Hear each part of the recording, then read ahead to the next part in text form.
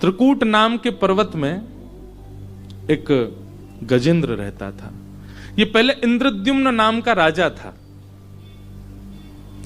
अभी शुरू हुआ तो आज कह ही देते हैं। इंद्रद्युम्न नाम के राजा थे कौन? ये पूर्व में गजेंद्र ही। इनसे एक अपराध बना था, और वो अपराध क्या था? ये अपने ठाकुर जी की सेवा कर रहे थे और उसी समय किसी संत का आगमन हुआ। सेवा आधी ही हुई थी और तभी संत का आगमन हो गया। तो इन्होंने अपने सब सेवक जनों से कहा, संत से कहिए थोड़ी देर प्रतीक्षा करें, मैं सेवा करके फिर आता हूं। और उसमें तनिक एक अभिमान भी था कि अपने ठाकुर जी को थोड़ी छोड़ जाऊंगा कोई संत आ जाए तो। केवल ये अपराध था इनका। इससे सीखने को मिल रहा है आपको कुछ। आपके कितने भी नियम हो, नियम दो लोगों के सामने नहीं होते। एक वो जिससे आपका बहुत प्रेम है, एक वो जो भगवत प्राप्त है। और क्षमा कीजिए, आप यदि अपने नियम का पालन इन दो के सामने भी कर रहे हैं तो वो नियम कहीं ना कहीं आपका पाप बन जाएगा। बहुत ध्यान से सुनिएगा इस बात को। आप किसी नियम में व्यवस्थित हैं, चाहे वो कोई भी है, लेकिन ये दो प्रकार के महापुरुष आपके सामने आ जाएं। एक वो जिससे आपको बहुत प्रेम है। प्रेमी के सामने भी नियम रखा जाए तो फिर प्रेम कैसा? वहां तो तोड़ना पड़ता है। और दूसरा, कोई भगवत प्राप्त महापुरुष आपके सामने आ जाए तो भी आपको नियम अपना नहीं रखना चाहिए। उनके सामने उस नियम को थोड़ी देर के लिए विसर्जन करो।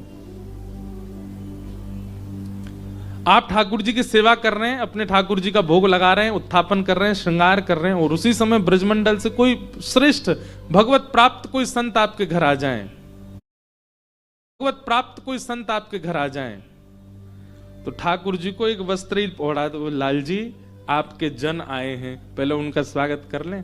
ठाकुर जी इससे बहुत प्रसन्न होंगे। ठीक है, हमारी सेवा बाद में, पहले उनको पूछो जाके, और जाओ जाकर के उनका वंदन आद।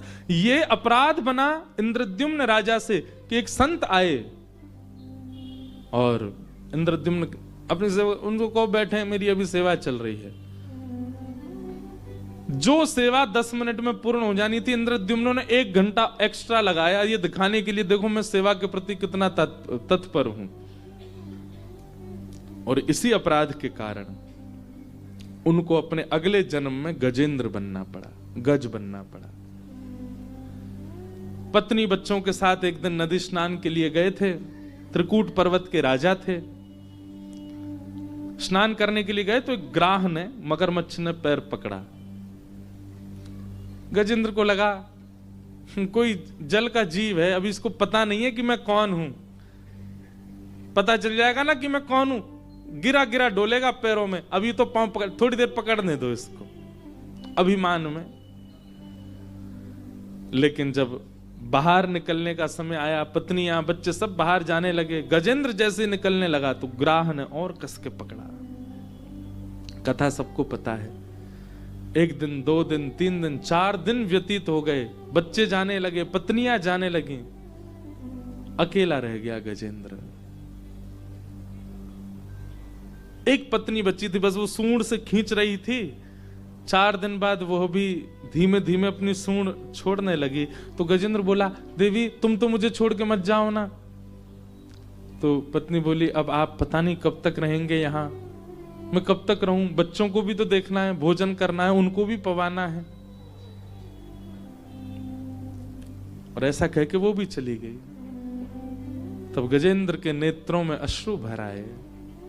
जिनके लिए सब कुछ लुटा दिया मैंने, आज मुझे सब छोड़ के चले गए।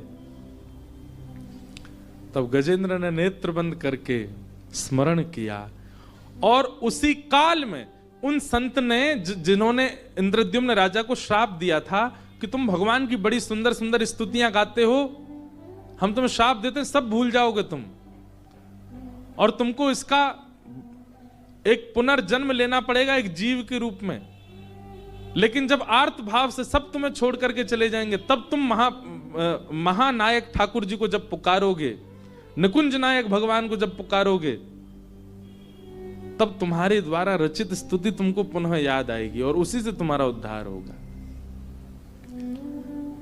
तब गजेंद्र को अपने इंद्रद्युम्न जन्म में लिखी हुई स्तुति स्मृति में आई और तब उन्होंने स्तुति गाई। गजेंद्र मोक्ष स्तुति की एक खास बात है, पूरी स्तुति में जिस प्रकार भागवत के पहले श्लोक में भगवान का नाम नहीं है, ऐसी पूरी स्तुति में भगवान का नाम नहीं है। केवल गुण ही गुण बताते जा रहे हैं, जो ऐसे हैं, जो ऐसे हैं, जो ऐसे हैं, जो ऐसे हैं, गुणों का वर्णन करते जा रहे हैं। आकाश में कहते हैं 33 कोटि देवता प्रकट हो गए गजेंद्र की स्तुति के समय, लेकिन कोई भी रक्षा करने नहीं आया। क्यों? सबके मन में भाव था एक बार नाम बोल दे तो हम जाएं। पर गजेंद्र ने किसी का नाम नहीं बोला, और जैसे किसी का नाम नहीं बोला, सोई ठाकुर जी शेषनाग पर खड़े हो गए। गरुण जी को कहा जल्दी आओ। लक्ष्मी जी बोली कहां जा रहे हैं? बोले गजेंद्र की रक्षा कर। उसने आपका नाम तो लिया नहीं। देखो सब खड़े, जब किसी का नाम नहीं लिया तो आपको इतनी जल्दी क्यों होती सब जगह जाने की? बोलने दीजिए एक बार, वैकुंठपति आए, नारायण आए, श्रीपति आए। ठाकुर जी बोले मेरा एक नाम यह भी है कि मेरा कोई नाम नहीं है। अदृश्य, अनाम, शून्य, यह भी मेरा ही स्वरूप है लक्ष्मी। यदि स्तुति में कोई नाम प्रकट नहीं हुआ, इसका मतलब वह भी मेरी ही है।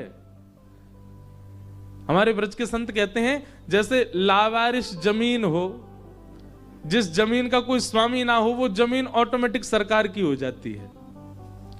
ऐसे ही गजेंद्र की जो स्तुति है वो लावारिश है, उसमें कोई किसी का नाम नहीं है, इसलिए ठाकुर जी ने उसको अपना बनाया। बोले ये किसी का नाम नहीं बोल रहा है, इसका मतलब मेरी है ये। और जैसे ही भगवान गरुण पर आरूढ़ होकर के गजेंद्र की रक्षा करने गए, पूरी स्तुति में गजेंद्र ने नाम नहीं बोला है, लेकिन जैसे ही ठाकुर जी रक्षा के लिए पधारे, तुरंत गजेंद्र ने उस सरोवर में एक कमल था, उसको अपनी सूंड से तोड़ करके आकाश की ओर प्रस्तुत किया और तब अंत में कहता है नारायण खिल गुरो भगवन नमस्ते। इस अखिल ब्रह्मांड के जो गुरु हैं नारायण, मैं उनके चरणों में वंदन करता हूं। और तब भगवान ने आकर के गजेंद्र की रक्षा की।